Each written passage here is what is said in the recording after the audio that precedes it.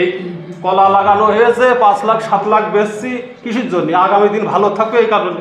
কিন্তু এই যে রোজাটা আসলো, মরে গেলে যাতে একটু ভালো থাকি সেই জন্য রোজা করে যাতে একটু সম্পদ নিয়ে আমরা ওই কবরে যাতে পারি, সেটা আমাদের ভিতরে কিন্তু নেই। মরে যাওয়ার পরে যে ওই যে কুড়া মারবে সেটা তো কেউ বুঝতে পারছি না। বুঝতে পারলে কিন্তু আমরা ঠিক করে মসজিদে জায়গা দেওয়া যেত না। হ্যাঁ, ওর সব বন্ধ হয়ে এই 24 ঘন্টা সময় পেয়ে অনেকে ডক্টর হয়ে গেছে, এই 24 ঘন্টা সময়কে ব্যবহার করেই অনেকে ইঞ্জিনিয়ার হয়ে গেছে, এই 24 ঘন্টা সময়কে ব্যবহার করেই অনেকে বড় আলেম হয়ে গেছে। আল্লাহ পাক এই জীবনটাই মূলত পরীক্ষার জন্য বানাইছেন। আল্লাযী খালাকাল মাউতা ওয়াল হায়াতা লিয়াবলুয়াকুম আইয়ুকুম আহসানু আমালা। আমি আল্লাহ জীবন আর মৃত্যু সৃষ্টি করছি পরীক্ষার জন্য। তার মানে আপনার পরীক্ষার সময় চলতেছে। আমি সব সময় বলি, মানুষ কিন্তু বাংলাদেশে বসবাস করে না, মানুষ কিন্তু চট্টগ্রামে বসবাস করে না, মানুষ কিন্তু Algeria, Bosnia, Somalia, Afghan, Iran, Philippine, Abu Dhabi, Saudi Arab, Kuwait, Qatar, England, America যাই বলেন, এই সব জায়গায় কিন্তু মূলত মানুষ বসবাস করে না। মানুষ বসবাস করে একটা সময়ের মধ্যে। আপনি চিন্তা করে দেখেন, আজ থেকে 100, 200, 500 বছর আগেও, 500 বছর আগেও এই কুলচারা গ্রামটা ছিল। হয়তো এত ডেভেলপ ছিল না, কিন্তু কুলচারা গ্রাম ছিল, এই জায়গায় ভাটই ছিল। অর্থাৎ এই যে মাটি আপনার দেখতেছি, এই জমিনটা ছিল আজ থেকে 500 বছর আগেও। কিন্তু এই জমিনে যারা চাষ করেছে ওই সব মানুষগুলো কিন্তু নাই। তার মানে ওই মানুষগুলো ভাটই বা কুলচারায় বসবাস করে নাই, ওনারা একটা নির্দিষ্ট সময়ের এরিয়ার ভেতরে বসবাস করেছে। এবং তাদের ওই সময়টা যখন অতিক্রান্ত হয়ে গেছে, আল্লাহ যে সময়টা নির্ধারণ করেছিলেন তাদের জন্য বরাদ্দ করেছিলেন, ওই সময়টা যখন চলে গেছে, শেষ হয়ে গেছে, তখন তারাও দুনিয়া থেকে বিদায় নিয়েছে। তার মানে মানুষ একটা সময়ের ভেতরে বসবাস করে এবং এই সময়টাকে সঠিকভাবে কাজে লাগানো দরকার। নিজে সুন্দর করে সময়টাকে ডিজাইন করা দরকার যে আমি সারাদিনে কিভাবে আমার সময়টাকে কাজে লাগাবো। আল্লাহর হাবিব সাল্লাল্লাহু আলাইহি ওয়াসাল্লাম মসজিদের এরকম মেম্বরে উনি ওঠার পরে 3 বার আমিন বললেন। সাহাবীরা আশ্চর্য হয়ে গেল যে হুজুর হঠাৎ করে আমিন কেন বলল। সবাই জিজ্ঞেস করলো, হুজুর আপনি মসজিদের এই মেম্বরের সিঁড়ির উপরে ওঠার সময় আমিন আমিন আমিন এই কথাগুলো কেন বললেন? তখন রাসূল সাল্লাল্লাহু আলাইহি ওয়াসাল্লাম বললেন যে এইমাত্র জিবরাইল আলাইহিস সালাম আমার কাছে এসে বলল যে হুজুর ওই ব্যক্তির ধ্বংস হোক যে রমাদানুল মুবারক মাস পেয়েও নিজের জীবনের গুনাহ মাফ নিতে পারল না। তখন আমি বলছি যে আমিন। এরপরে জিবরাইল আলাইহিস সালাম 2 নম্বরে বললেন, যেই ব্যক্তি পৃথিবীতে আব্বা মাকে জীবিত অবস্থায় পেয়ে, একজন অথবা উভয়জনকে পেয়ে তাদের খেদমত করে জান্নাত লাভ করতে পারল না, ওই ব্যক্তির ধ্বংস হোক। তখন আমি বলেছি আমিন। এরপরে রাসূল সাল্লাল্লাহু আলাইহি সাল্লাম বললেন যে জিবরিল আমাকে শেষ কথা বললেন যে হুজুর আপনার নাম শোনার পরে যেই ব্যক্তি দুরূদ পড়ে না ওই ব্যক্তির ধ্বংস হোক, আপনি বলেন যে আমিন। তখন আমি রাসূল আমিন বলেছি। তাহলে এই হাদিস থেকে বুঝতে পারলাম যে রমজানুল মুবারক মাসের গুরুত্ব কত বেশি। আপনি যদি এই মাস পেয়েও নিজের গুনাহ মাফ না নিতে পারেন, আপনার চেয়ে হতভাগা, আপনার চেয়ে বঞ্চিত মানুষ আর কেউ হতে পারে না। কারণ রমজান মাস পুরাটা যদি আপনি ইবাদত বন্দেগী করেন, আপনার জীবনের গুনাহ মাফ হয়ে যাবে। এবং এই মাসের পরবর্তীতে আপনি ইবাদত করতে থাকবেন, এক পর্যায়ে মারা গেলেন, নিশ্চিত আল্লাহ পাক আপনাকে জান্নাত দান করবে। কত যুবক চোখের সামনে মারা যায় অথচ বুঝি না, এই জিনিসটা বোঝারই চেষ্টা করি না। দুনিয়ার পেছনেই শুধু আমরা ছুটি। ভোর 4টায় আপনি মারা গেলেন, 6টার সময় আপনাকে টেনে হেঁচড়ে বের করে গোসল করাবে। এদিকে মসজিদে কিন্তু মাইকে এলান হয়ে যাবে অমুকে মারা গেছে, 2টার সময় জানাজা, অতক্ষণ নিবেই না আমার মনে হয়। জোহরের আগেও হতে পারে, হয়তো সর্বোচ্চ হলে 2টা, যেহেতু নামাজ হয় 1:30টায়, 2টার সময় জানাজার এলান হবে, 2:30টার দিকেই দেখা যাবে জানাজা কমপ্লিট করে আপনাকে একবারে কবরের ভেতরে মাদফুন করে চলে আসবে। এরপরে আপনার থাকলো কি? দুনিয়ার এত বাহাদুরি, দুনিয়ায় কেউ ঠ্যাং উঠে খাইলেই কি আর ঠ্যাং নামায় খাইলেই কি, কেউ 1000 তলা বিল্ডিং দিলেই কি আর না দিলেই কি, আপনি তো নাই, গেলেন চলে। তাইলে ইবাদত বন্দিগি করে জীবনটাকে সাজানো উচিত। আপনার জীবন থেকে একটা দিন, একটা মিনিট, একটা সেকেন্ড চলে যাচ্ছে, একটা সেকেন্ডের দাম অনেক বেশি। তারপরে এই যে 24টা ঘন্টা চলে যাচ্ছে, একটা দিন যে আপনার কাছ থেকে চলে গেল, এই যে গতকাল একটা দিন চলে গেছে, সারা জীবন আপনি চিন্তা করে গবেষণা করে একটা দিন ফিরে আনতে পারবেন? সম্ভবই না। ওই দিনটা তো চলে গেছে গেছে, আপনি আর ফিরে আনতে পারবেন না। এইটা মানুষ মাথার ভেতরে নেয় না। এই 24 ঘন্টা সময় পেয়ে অনেকে ডক্টর হয়ে গেছে, এই 24 ঘন্টা সময়কে ব্যবহার করেই অনেকে ইঞ্জিনিয়ার হয়ে গেছে, এই 24 ঘন্টা সময়কে ব্যবহার করেই অনেকে বড় আলেম হয়ে গেছে, এই 24 ঘন্টা সময় ব্যবহার করেই রাবিয়া বস্রির মতো এরকম মানুষ পয়দা হয়ে দুনিয়া থেকে চলে গেছে। রাবিয়া বস্রি জায়নামাজে বসে শুধু কাঁদতো, কাঁদতে কাঁদতে চোখের পানি দিয়ে জায়নামাজ ভিজা যেত। আবু বকর, ওমর, ওসমান, আলী রিদওয়ানুল্লাহি তাআলা আলাইহিম আজমাইন, ওনারা এত বড় বড় মানুষ হওয়া সত্ত্বেও রাতের বেলা জায়নামাজে দাঁড়ায় দাঁড়ায় কাঁদতো। রাসূল সাল্লাল্লাহু আলাইহি ওয়াসাল্লাম এত উচ্চ মানের মানুষ হয়েও উনি যখন নামাজে দাঁড়াতেন, আয়েশা রাদিয়াল্লাহু তাআলা আনহা উনি বলতেন যে রসুল যখন নামাজে দাঁড়াতেন আমি মনে করতাম যে আর রুকুতে যাবেন না, আবার যখন রুকুতে যেতেন তখন মনে হতো যে আর সেজদা করবেন না, এত লম্বা রুকু করতেন। আবার যখন সেজদায় চলে যেতেন তখন মনে হতো যে আর সেজদা থেকে উঠবেন না, আমি পায়ে চিমটি কাটতাম আর তখন নাড়াতো পা, তখন বুঝতাম যে আল্লাহর হাবিব এখনো জীবিত আছেন।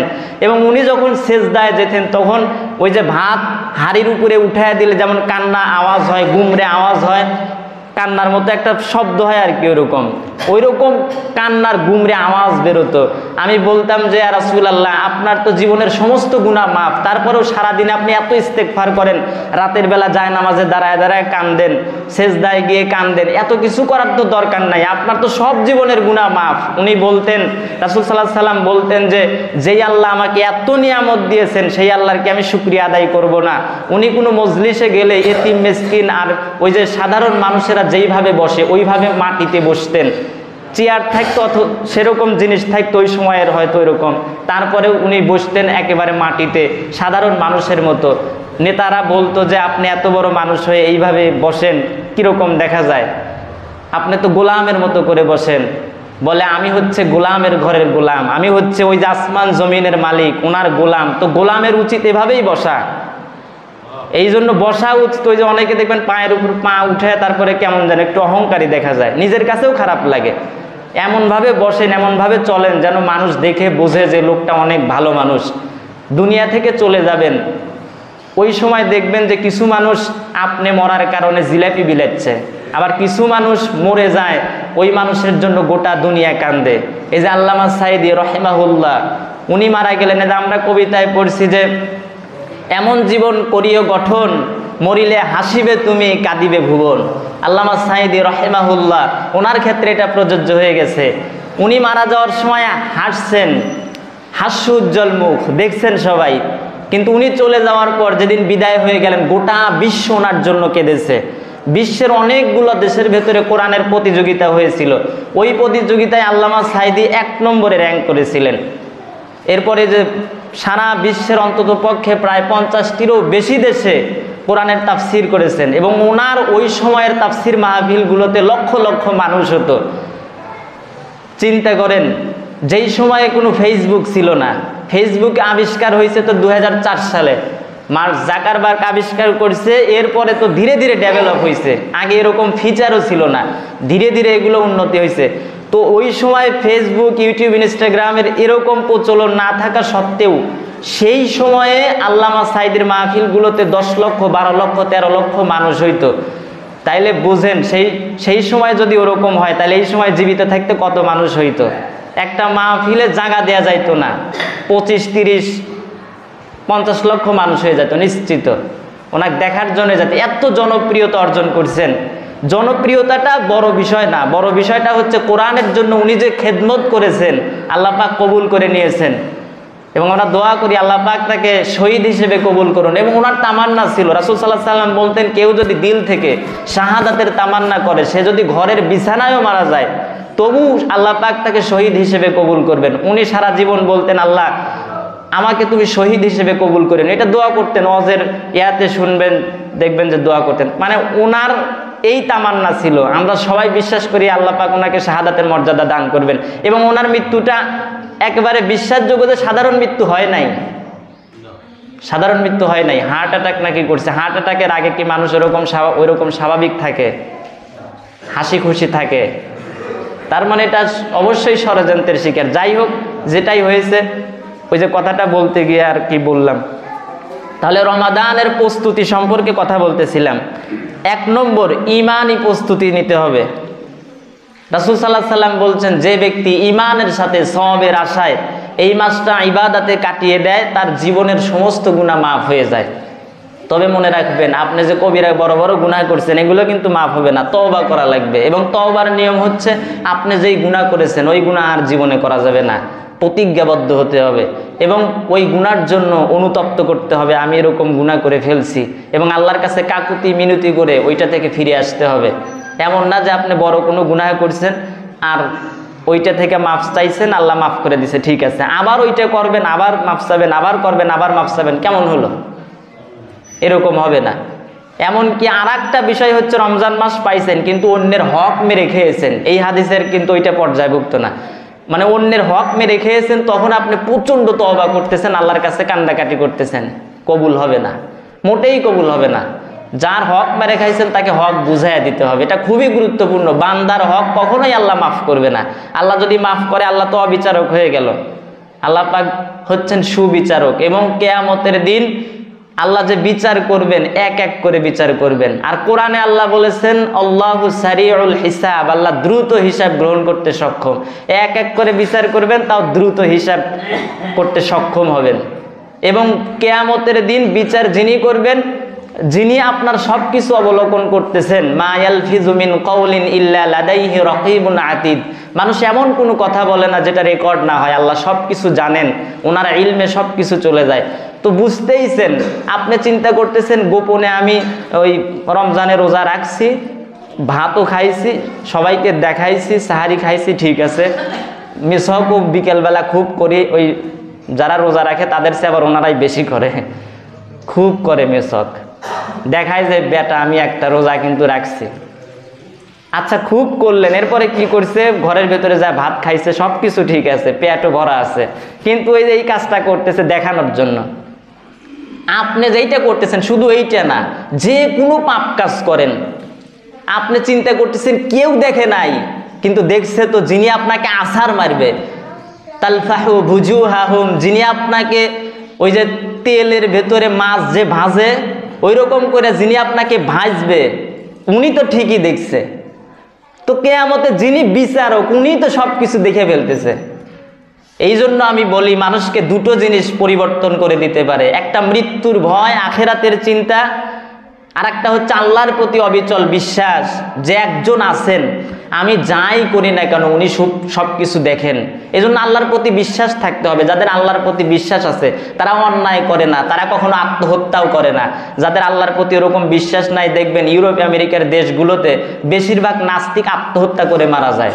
ওই যে যখন একটু টেনশন আসে, মাথার ভিতরে বিরক্তি আসে যে আমার জীবনে এত দুর্দশা কেন আসলো, আমার এত বিপদ কেন আসলো, তখন ওই যে ভালো লাগে না, সংসারের বিভিন্ন কিছু ভালো লাগে না, হতাশ হয়ে গিয়ে আত্মহত্যা করে, যে এই জীবনই রাখবো না।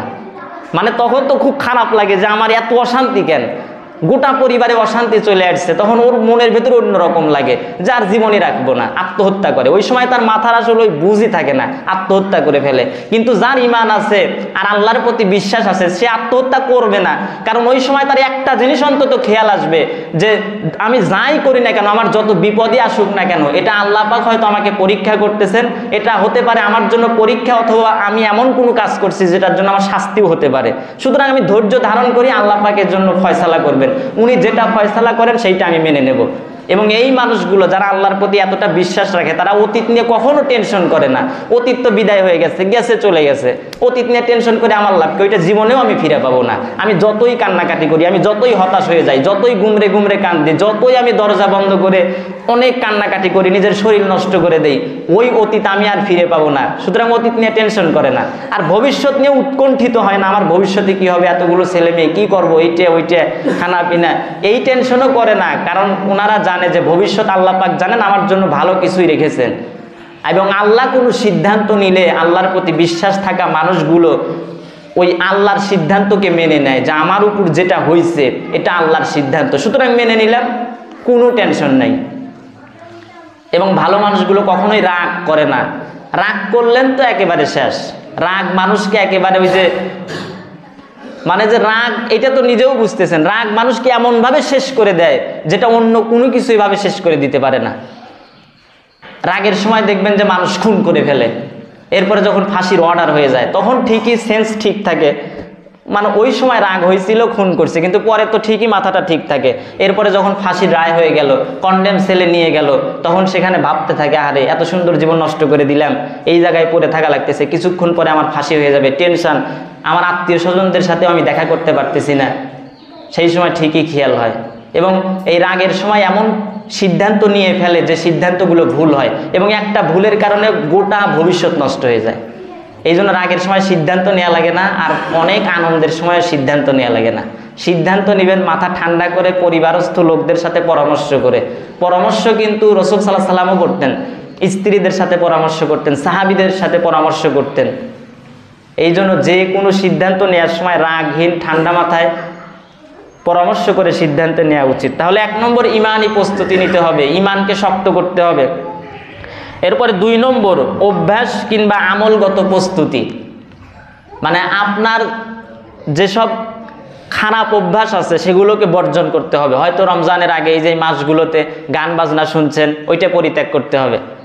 হয়তো এই সময়গুলোতে বিড়ি খাইছেন, ওইটা পরিত্যাগ করতে হবে। বিড়ি তো এমনিও রমজানের পরে আগে খাওয়া যাবে না। এরপরে হয়তো আগে অনেক বাজে কাজ করছেন, সেগুলো সম্পূর্ণ পরিত্যাগ করতে হবে। আর যেই আমলগুলো ভালো ভালো আমল, সেই আমলগুলো একটা লিস্ট তৈরি করতে হবে, যে আমি সকালবেলা উঠে আমি কি করব। সকালে ঘুম থেকে উঠে এই যে সাহারি তো খাবেন, তারপরে রোজা হয়ে গেল, তারপরে সকাল হবে, আজান দিবে মুয়াজ্জিন সাহেব, তারপরে নামাজ পড়বো, এরপরে কি করব, কোরআন তেলাওয়াত করব, যেহেতু সারা রাত একটু জেগে থাকা লাগছে, এই জন্য আবার ওইদিকে তারাবি পড়া লাগছে, এই জন্য একটু ঘুমাতেও পারেন, কিন্তু ফজরে ঘুমাবেন না, সূর্য ওঠার পরে ঘুমাবেন। সলফে সালেহিন সাহাবায়ে কেরাম রিদওয়ানুল্লাহি তাআলা আলাইহিম আজমাইন সহ 4 খলিফা, ইমাম শাফি, ইমাম আহমদ ইবনে হাম্বল, এই যে 4 যে ইমাম আছে, এছাড়া আবু বকর, ওমর, ওসমান, আলী রিদওয়ানুল্লাহি তাআলা আলাইহিম আজমাইন, এছাড়া বড় বড় যে ইমামরা আছে ওনারা সারা রাত গবেষণা করতেন। এটা তো সবাই জানেন। ইমাম আবু হানিফা সারা রাত গবেষণা করতেন, মাসলা মাসাইল নির্ধারণ করতেন। এমনকি ইমাম আবু হানিফা এই যে কোরআন, প্রচুর কোরআন পড়তেন, বিশেষ করে রমজান মাসে। কিন্তু উনি কি করতেন, সকালে সূর্য ওঠার পরে ঘুমাতেন। আপনারা বলবেন হুজুর ওয়াজে শুনি ইমাম আবু হানিফা সকালে ঘুমায়া যাইতেন। ঠিক আছে, ঘুমায়া যাইতেন, কিন্তু সূর্য ওঠার পরে ঘুমাইতেন। তার মানে বোঝা যায় সকালে কিছু না কিছু একটা আছে। এই জন্য আল্লাহর রসুল বলছেন সকালের ভেতরে বরকত আছে। এমনকি গোটা বিশ্বে যত বই লেখা হয়েছে সকাল সম্পর্কে, তারা বলেছেন যে সকালটা একটা জাদুর মতো। তার মানে সকাল এমন একটা সময় যখন ব্রেন রিফ্রেশ থাকে। যদি ছাত্ররা পড়াশোনা করে এই সময় দেখবেন যে সারাদিন পড়ে যা করছে গোড়ার ডিম, ওই সকালবেলা যতটুক পড়ছে ওইটাতে অনেক পড়া হয়ে গেছে। মেডিকেলের ছাত্ররা দেখবেন সকালবেলা পড়াশোনা করে, যেহেতু অনেক বেশি পড়াশোনা করা লাগে সকালবেলা পড়াশোনা করে। যারা বিশেষ করে ম্যাথ নিয়ে পড়াশোনা করে দেখবেন যে সকালবেলা পড়াশোনা করে বেশি। এবং দেখবেন যে বড় বড় আলেম যারা গবেষণা করে বিশেষ করে সকালে উঠে, অনেক সকালে উঠে তাহাজ্জুদে নামাজ পড়ে এই যে বিভিন্ন গবেষণার কাজে লিপ্ত হয়। কারণ সকালে গাড়ি চলে না, বাড়ি চলে না, কিছু চলে না, মানুষ চলাচল করে না, অনেক নীরব থাকে পরিবেশটা। এই জন্য সকালে উঠে কি কি করবেন আপনি সব সারাদিনের ফর্মুলা প্রয়োজনে লিখে নেবেন রমজান মাসে, যে এরপর আমি কোরআন তেলাওয়াত করবো, এরপরে জোহরের নামাজ পড়বো, এরপরে আমার প্রয়োজনীয় কাজ থাকলে সেগুলো করব, পরিবারস্থ লোকদেরকে নিয়ে একটু দেখা যায় যে কোরআন হাদিসের আলোচনা করলেন, অনেক ভালো। তো সবাইকে নিয়ে একটু কোরআন হাদিসের আলোচনা করলেন, সবাইকে উপদেশ দিলেন। এরপরে বিকেলে গিয়ে হয়তো একটু দেখা যায় ঘোরাঘুরিও করতে পারেন। এরপরে মিসওয়াক করার সময় আছে, মানে আপনার নিজের মতো করে এটা ডিজাইন করে নেবেন, দেখবেন যে গোটা দিনের প্রস্তুতিগুলো সুন্দর হচ্ছে। এরপরে 3 নম্বর শারীরিক প্রস্তুতি। শারীরিক প্রস্তুতি মানে হচ্ছে আপনার শরীরটা যেন অসুস্থ হয়ে না যায়। বিশেষ করে রাসূল সাল্লাল্লাহু আলাইহি ওয়াসাল্লাম শাবান মাসে রোজা রাখতেন অনেক বেশি। আয়েশা রাদিয়াল্লাহু তাআলা আনহা উনি বলেন যে রমজানুল মুবারক মাসে রাসূল সাল্লাল্লাহু আলাইহি ওয়াসাল্লাম পুরোটাই রোজা রাখতেন, পুরোটাই তো রাখা লাগবে। আর শাবান মাসে খুব বেশি রাখতেন। এই শাবান মাসে এত বেশি রোজা রাখতেন, অন্য মাসে এত রাখতেন না। রাসূল সাল্লাল্লাহু আলাইহি ওয়াসাল্লাম সোমবার বৃহস্পতিবারে রোজা রাখতেন। রাসূল সাল্লাল্লাহু আলাইহি ওয়াসাল্লাম 13, 14, 15 তারিখে রোজা রাখতেন। এইগুলো রাখেন। তার মানে শাবান মাসে যদি একটু রোজা রাখেন দেখবেন যে ওই যে সিস্টেম এসে গেছে, রমজানের রোজা খুব সহজ হবে, তাহলে রাখতে পারেন। এরপরে 4 নম্বর জ্ঞানগত প্রস্তুতি। রমজান মাস আসার আগেই জ্ঞানগত প্রস্তুতি নিতে হবে। কারণ হাদিসে এসেছে তলাবুল ইলমি ফারিদাতুন আলা কুল্লি মুসলিম, প্রত্যেকটা নর নারীর উপর জ্ঞান অর্জন করা ফরজ। এই রমজান মাস আসলে জ্ঞানগত প্রস্তুতি কি নেবেন? রমজান সম্পর্কিত জ্ঞান, যে কি কি করলে রোজা ভেঙে যায়, কি কি করলে রোজা মাকরু হয়, কোনগুলা করলে পরে রোজাটা মজবুত হয়, ভালো হয়, কোন কাজগুলা বর্জন করতে হবে, কোন কাজগুলা করলে পরে আমার রোজাটা তো নষ্ট হবে, এমনকি রোজার কাফারা পর্যন্ত দেওয়া লাগবে।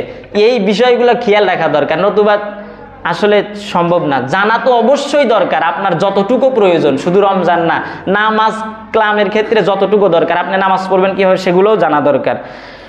এরপরে জরুরি কিছু বিধান, যেমন রোজা কার উপর ফরজ। অনেকে হয়তো চিন্তা করতেছে আমার উপর ফরজ হয়েছে কিনা, যে বালেগ হয়ে গেছে তার উপরে রোজা ফরজ।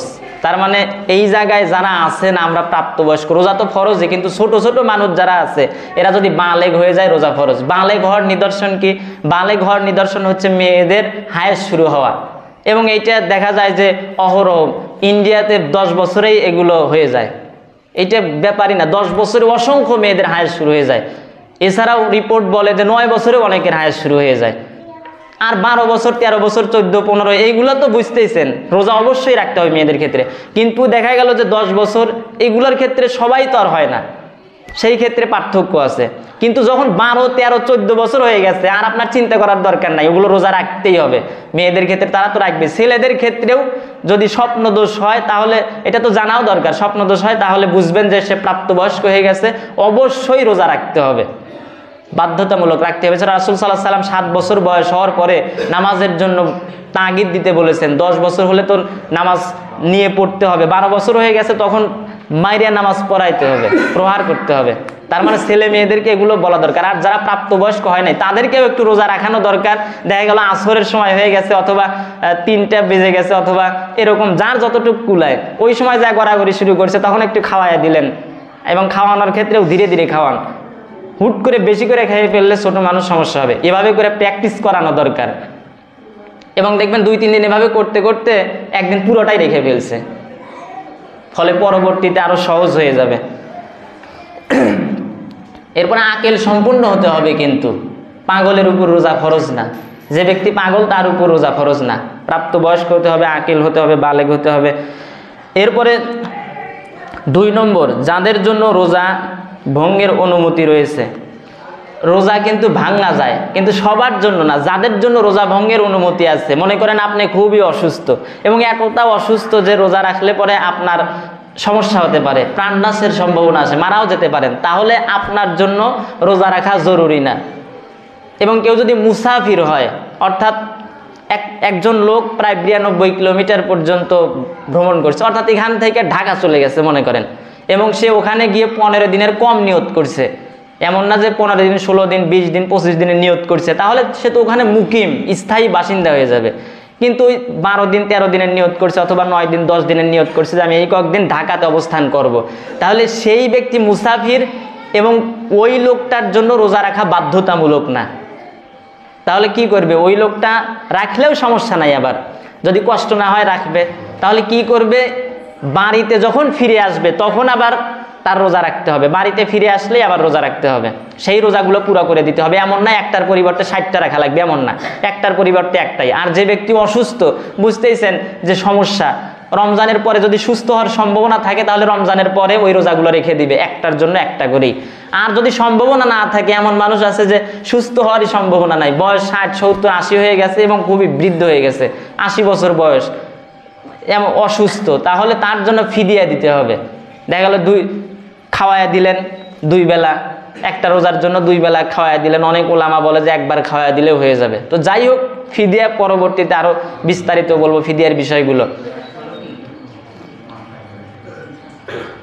আর 3 নম্বর হচ্ছে রোজা ভঙ্গ করা এবং কাফফারা।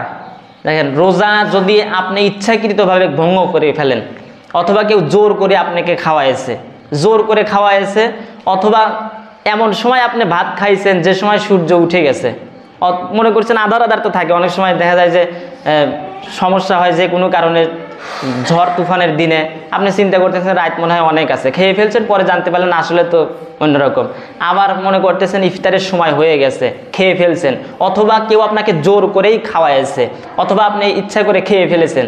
তাহলে এইরকম পরিস্থিতিতে, অর্থাৎ অনিচ্ছায় যদি আপনার রোজা ভেঙে যায়, কিন্তু রোজা কিন্তু ভাঙবে, জোর করে খাওয়াইছে এর মানে রোজা আছে ঠিক এমন মনে করা যাবে না। জোর করে একজন খাওয়াইছে তাও রোজা ভেঙে যাবে, কিন্তু একটার পরিবর্তে একটাই রাখা লাগবে। আর যদি ইচ্ছা করে খেয়ে ফেলেন, ইচ্ছা করে রোজা ভাঙেন, তাহলে একটার পরিবর্তে, খেয়াল রেখেন, একটার পরিবর্তে 60টা রোজা রাখা লাগবে, অথবা একজন গোলামকে আজাদ করে দিতে হবে, অথবা যদি এগুলোর কোনোটাই না পারেন তাহলে 60 জন মিসকিনকে খাওয়াতে হবে 2 বেলা। 60 জন মিসকিনকে 2 বেলা খাওয়াতে হবে একটার জন্য। আর যদি চিন্তা করেন এত মিসকিন আর টাকা পয়সা নাই, তাহলে 60টা রাখা লাগবে ধারাবাহিকভাবে। তাহলে চিন্তা করেন কতটা কঠিন বিষয়। যেহেতু সময় শেষ হয়ে গেছে, আর একটা বিষয় বলে শেষ করে দিই। আসলে তো অনেক বিষয় রয়ে গেছে, তাই মোট বলা সম্ভব না। এই পৃষ্ঠা আরও 1 পৃষ্ঠা অনেক গুরুত্বপূর্ণ বিষয় আছে, আগামী জুমায় বলবো। সময় শেষ হয়ে গেছে। আর একটা বিষয় বলে শেষ করে দেই, সেটা হচ্ছে এই যে সালাম, আজান দিচ্ছে মুয়াজ্জিন, বাইরে অনেকে ঘোরাঘুরি করে, সালাম দিলে বলে যে আজানের সময় সালাম দেওয়া লাগে না। কেউ ওযু করতেছে, সালাম দিলে বলে থামাও, ওযু করতেছি আমি, এই সময় সালাম দেওয়া লাগে না। কথা কিন্তু ঠিকই কইল। তারপরে কেউ ভাত খাচ্ছে, সালাম দিছে, সালামের উত্তর না নিয়ে বলে আমি এই সময় ভাত খাচ্ছি মিয়া, তুমি সালাম দিছাও। তারপরে গল্প শুরু করলো, এই সময় সালাম দেওয়া লাগে না, সালাম দিলে এইটা হয়, ওইটা হয়, মাকরু হয়, ওইটা। গল্প কিন্তু ঠিকই করলো, অথবা সালামের উত্তর দিল না, আরও বললো সালাম দেয়া লাগে না। তাহলে এই বিষয়গুলো, ভাত খাওয়ার সময় সালাম দেয়া যাবে, উত্তরও নেওয়া যাবে, কোনো সমস্যা নেই। তাই এরকম যত বিষয় আছে, যদি প্রশ্ন জাগে তাহলে সরাসরি মহল্লার ইমাম সাহেবের কাছে জানা উচিত। আগেই হুট করে আপনি মহল্লার ভেতরে আপনি জানেন না নিজে, আর একজনে বলতেছেন যে এই সময় দেয়া লাগে না, ওইটা করা লাগে না, এইটা করা লাগে না, আপনি কিন্তু জানেন না লিগালি। তাহলে এইগুলো অবশ্যই করবেন না, না জেনে কোনো কিছু বলবেন না, ঠিক না বলা। তাহলে সে বিভ্রান্ত হয়ে গেল, কিরে আমি সালাম দিয়ে তাহলে ভুলই করলাম নাকি। যাই হোক, আর ইফতারের বিষয়, যারা এই যে বিষয়টা দেখেন কত গুরুত্বপূর্ণ। আপনি একজনকে ইফতার করালে ওই লোক রোজা রেখে যে সব পেল, আপনি ইফতার করায় পুরা সব পেয়ে যাবেন, ওরও কম হবে না, আপনারও কম হবে না। তার মানে আপনি যদি 50 জনকে ইফতার করান, 50টা রোজার সব পেয়ে যাচ্ছেন। এর যে সৌভাগ্য আর আছে, এই রমজান মাসই তো সৌভাগ্যের মাস। যাদের সামর্থ্য আছে একটু নাম লেখায়া দিবেন, এতগুলো মানুষ খাওয়া দাওয়া করবে। এমনিই তো ইসলামে 2টো কাজ ভালো, একটা সালাম দেয় আর একটা হচ্ছে মানুষকে খানা খাওয়ানো, খুবই গুরুত্বপূর্ণ। তাহলে যারা নাম লেখায় দিবেন, সামনেও এই সম্পর্কে বলবো।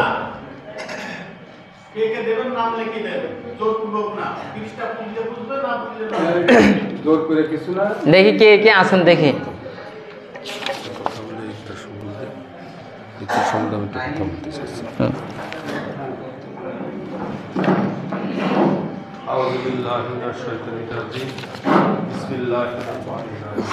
উপস্থিত মুসলিমবৃন্দ, আপনারা জানেন যে আমাদের মসজিদে প্রত্যেকবারই ইফতার পরিচালিত আছে, 30টা করেই দেওয়া হতো। 29 হলে 29টা, 30টা হলে 30টা। তা আসলে আমরা তো প্রত্যেকে অমক হাত তুলো, অমকের নাম লেখো, অমক ব্যক্তি যাচ্ছে না, পিছিয়ে যাচ্ছে, তার নাম জোর করে লিখে এই ধরনের ভাবে আসলে ইফতারি দেওয়া যায় না। তোমার মনে কি বলছে? হাদিসে আছে যে মুরব্বীরা, যে ব্যক্তি মারা গেছে তার গভীর সমুদ্রে যদি একজন পড়ে যায়, হাবুডুবু খালি যে অবস্থায় থাকে, যারা মারা গেছে তারা ওই রকম অবস্থায় আছে। তা আমরা যারা আছি, আমাদের মুরব্বীরা কিন্তু অনেক সম্পদ রেখে গেছে আমাদের জন্য, সেইগুলো আমরা ভোগ করছি এবং আমরা কিন্তু সেইগুলো চার দোকানে বসে ভারী চাটুও দিচ্ছি। তাদের জন্য আমরা কি করব?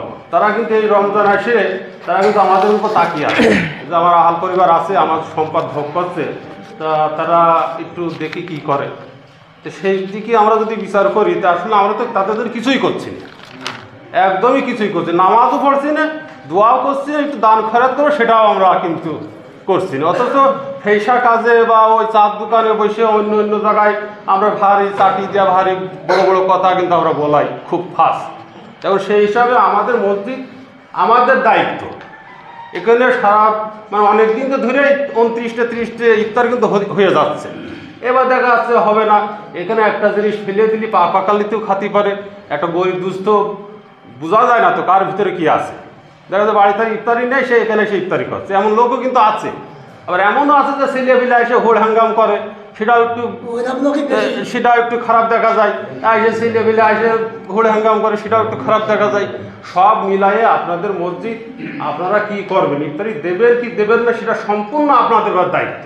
আমরা আপনাদের জোর করে কোনো ক্রমেই চাপিয়ে দেবো না, কোনো ক্রমেই চাপিয়ে দেবো না। আপনাদের যদি মনে হয় যে আমাদের মুরব্বীরা অনেক সম্পদ রেখে গেছে, তারা আমাদের প্রতি তাকিয়ে আছে, তাদের জন্য কিছু করণীয় আছে। এই কলা লাগানো হয়েছে, 5 লাখ 7 লাখ বেচছি কিসের জন্য, আগামী দিন ভালো থাকবে এই কারণে। কিন্তু এই যে রোজাটা আসলো, মরে গেলে যাতে একটু ভালো থাকি সেই জন্য রোজা করে যাতে কিন্তু সম্পদ নিয়ে আমরা ওই কবরে যাতে পারি, সেটা আমাদের ভিতরে কিন্তু নেই। মরে যাওয়ার পরে যে ওই যে কুড়া মারবে সেটা তো কেউ বুঝতে পারছি না। বুঝতে পারলে কিন্তু আমরা ঠিক করে মসজিদে জায়গা দেওয়া যেত না। হ্যাঁ, ওর সব বন্ধ হয়ে যাবে। এটা হবে না, এই যে কিছু কিছু লোক চাচা ওই যে জোর করে দিচ্ছি অমুকের নাম লেখানো। আর একটা জিনিস এই চিন্তা যে হচ্ছে যে আমরা অমুকের নাম, ওই বাচ্চা মুখে হাত তুলো জোর করে লেখালাম, ওই রানা হাত তুলো জোর করে লেখালাম, তাদের ভাই হাত তুলো জোর করে লেখালাম, এইগুলো না। হ্যাঁ, এই জন্য আমি বলতে চাচ্ছি যে আমাদের মসজিদ ওই ছেলেপিলা এসে খেয়ে গেল, ওরে যার খুশি হবে, যার মন ইমানে টানে সে দিয়ে, তার ছেলেপিলে খাক ফকির খাক, এখন বেরোজাদার খেয়ে যাচ্ছে সে তার ব্যাপার, সেটা আমার ব্যাপার না। আমি দিচ্ছি, আমি কি নিয়েতে দিচ্ছি, আমি রোজাদার ইফতারি খাওয়াতে দিচ্ছি, একজন রোজাদার সে ইফতারি খেয়ে যাক, খেয়ে যা তার দশা সে বুঝুক। আর আমার সব তো সেখানে কমতি হওয়ার কোনো কথা নেই। তার সঙ্গে সব পরিশেষে কি বলবো, আমাদের মসজিদ 30টা ইফতারি হতো এখানে, সেটাই আপনারা দেখেন। যদি ইমামকে দিতে চান, আমাদের এখানে মজ্জম সাহেব আছে, তার কাছে বলবেন। আর দয়া করে আমি প্রত্যেকবারই প্রথম রমজানে দিই, এবারও দিচ্ছি, আপনারা অনুরোধ করবো প্রত্যেক এসে ইফতারি খাবেন। এই যে আলহামদুলিল্লাহ। এখন আর একটা বিষয় আমি বলতে চাচ্ছি, সেটা হচ্ছে যে আমরা কিন্তু বাইসে থাকার জন্য অনেক ফন্দি ফিকারি করে বেড়াই, কি করে বেঁচে থাকা যায়। আমি ভেলোর পর্যন্ত চলে গেলাম, তো কবে মরিয়া যেমন মরিস তো ভেলোর যে 5 লাখ টাকা খরচ করে বাঁচার জন্য সে ভেলোর পর্যন্ত চলে গেল। কিন্তু মরিয়ে গেলে যে ভালো থাকা যায় এটা তো কিন্তু বাস্তব, মরিয়ে গেলে ভালো থাকা যায়। সেই ব্যাপারে আমরা কেউই কোনো ফিকির করি না, একদম বিলম্ব আমরা ঘিরে বেড়াই, সেই ব্যাপারে কোনো ফিকির আমাদের ভিতরে নেই। আমরা বাইসে থাকবো কিভাবে, কোন ডাক্তার কোন কবিরাজ, এই চিন্তা আমাদের ভিতরে শুধু। সেই জন্যে দয়া করে আমি বলছি, আমাদের মসজিদ আমরা আমাদের হাল পরিবার অনেক সম্পদ রেখে গেছে, এই সম্পদ আমরা খাচ্ছি, বেচছি, খেলছি, কত কিছু করছি। তাদের উদ্দেশ্য করে 30 রমজানে আমরা এটা দিয়ে থাকি। নাম বলে একদম আমি যে বয়ান দিচ্ছি তাই নাম দেখতেও এরকম না, অন্তর থেকে যদি চাই তাহলে নামটা লেখা। ওই পরে যে বন্ধ অমন জোর করে দিয়ে যে এখানে থ্যাংক ইউ এমন কথা নাম বলেন, নাম বলেন শেষে আমি আমার সংক্ষিপ্ত বক্তব্য শেষ করব। খাতাটা দাও তো, কিন্তু একটা খাতা দাও, সিরিয়াল ঘরে করা যাবে, নাম লিখে দাও। হ্যাঁ, সিরিয়াল করে নাম লিখে দাও, সিরিয়াল করে যারা দিবেন নাম লেখায় দেন। সভাপতি সাহেব কত গুরুত্বপূর্ণ কথা বলছে, কিন্তু মানে ভাঙাচুরোভাবে যাই বলছে, খুবই মারাত্মক মারাত্মক কথা বলছে। একবার অন্তর দিয়ে বুঝে দেখেন।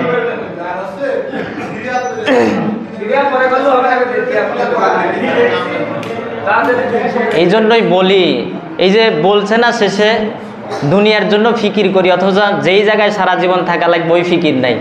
জীবনে মনে রাখেন, দুনিয়া কাউরে কিন্তু জায়গা দেয় না। এত মজবুত করে পাইলিং করে বিল্ডিং করলেন, এইটা আপনারা জায়গা দিবে না। বুঝেন না, আপনার দাদা চলে গেছে, আপনার নানা চলে গেছে, আপনার নানি চলে গেছে। আমার নানিরে তো দেখছি চোখের সামনে, আমার দাদিরে আমি মাছ বাইসে বাইসে খাওয়াইয়া দিতাম, আর বলতাম যে দাদি একদিন তুমিও কিন্তু, হ্যাঁ 2-3 জন মিলেও যদি দেন তাহলেও দিতে পারবেন।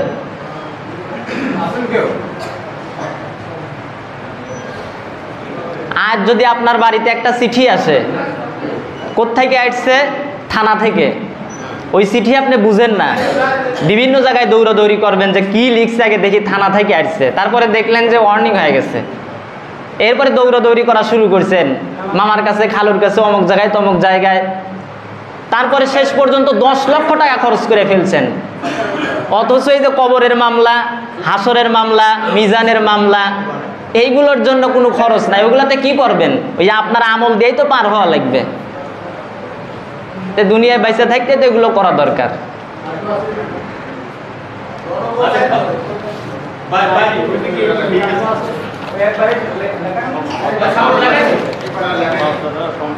হ্যাঁ, বাপ চাচারা কি কম সম্পদ রেখে গেছে? আসলে অনেক সম্পদ রেখে গেছে। এই জন্য আপনি যেমন করতেছেন জীবনে মনে রাখেন, আপনার পোলা পাইনো আপনার জন্য এরকমই করবে। ওই যে ওনারা মরে গেছে না, মরে যাওয়ার পর চিন্তা করতেছে, হায় রে সর্বনাশ, আমি যদি নিজের হাতে খরচ করে আসতাম কত সুন্দর থাকতে পারতাম। ওনারা করে নাই, আপনারা করেন। ওই অনেকে বলে, হুজুর আমি মইরা গেলে আমার চাউল পাল খুব ভালো করবে, ছ্যাতা করবে, কিচ্ছু করবে না। আপনি কি করতেছেন? আপনার আব্বা মার জন্য, দাদা দাদির জন্য আপনি কি করতেছেন? আমি কি করতেছি? এই করবে। এই জন্য নিজের খরচ নিজে করে যান, নিজের দান সদকা নিজে করে যান।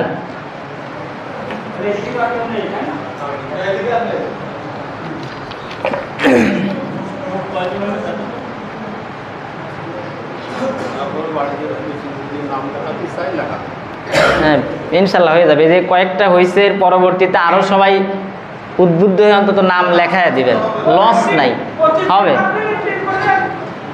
ইনশাল্লাহ হয়ে যাবে।